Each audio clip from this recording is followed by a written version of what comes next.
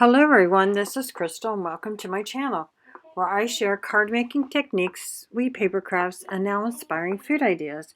And today I bring you another e-club kit project. This project was made using the October 2019 kit. And I call this card Pink Dreamer. This is another one of my series of playing with embossing folders. And I just love how this embossing folder looks on a printed cardstock. And please subscribe to my channel and click that little bell so you'll be notified every time I upload a new video. And stay tuned as I show you how you too can make this fabulous card.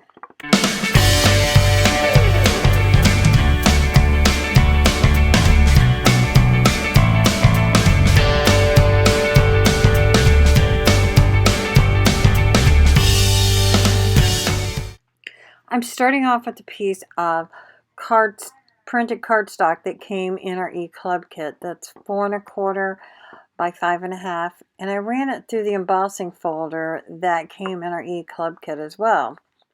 And now I'm just taking my sponge dauber and I'm taking some ink and I'm just lightly going around the different embossing areas just to kind of highlight it to bring it out. I think this gives the card a quilted look. It reminds me of the old quilts that my grandmother used to have on her bed. And it just makes it look special. And for this next step, I'm using a new product that's coming into scrapbooking with me. It's a sticky back lace glitter sheets. And these things are fabulous. Like I said, they're sticky back, so you can cut things out with your die cuts. I wouldn't use it in my Cricut because of the glitter and stuff, but I definitely like using it with my dies. And I've used simple designs like I did an ornament using it. And in this project, I used a really fancy die because I wanted to see how it would cut out. So this was a die that I had in my stash.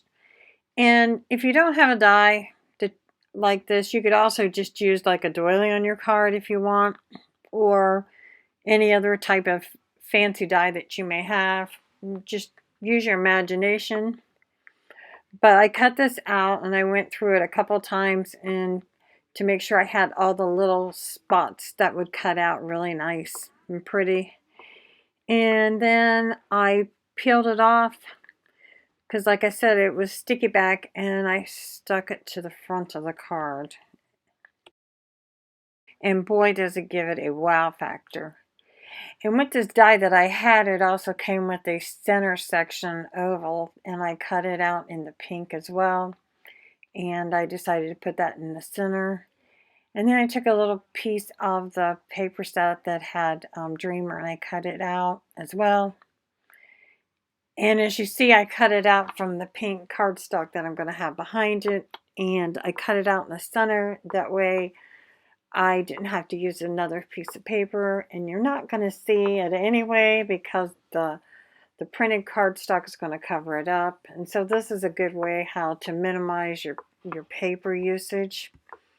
And I just went ahead and I inked up all the sides of each of the pieces, including I did the little Dreamer, and I also did the little oval as well.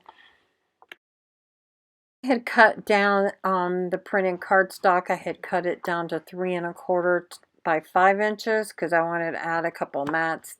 That's why I had to re-ink it. In the pink, I had cut it down to 4 by 5 1/4. And then I guess I got ahead of myself when I said I already stuck this that doily that I made down. I hadn't stuck it down yet.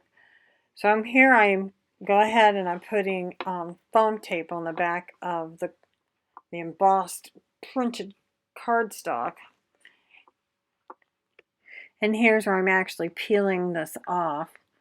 I'm peeling the backing off. as you see. And then I'm taking it and I'm just sticking it to the front of the card, which it sticks down really nice. And then those little tabs go around the card. I think it looks really nice.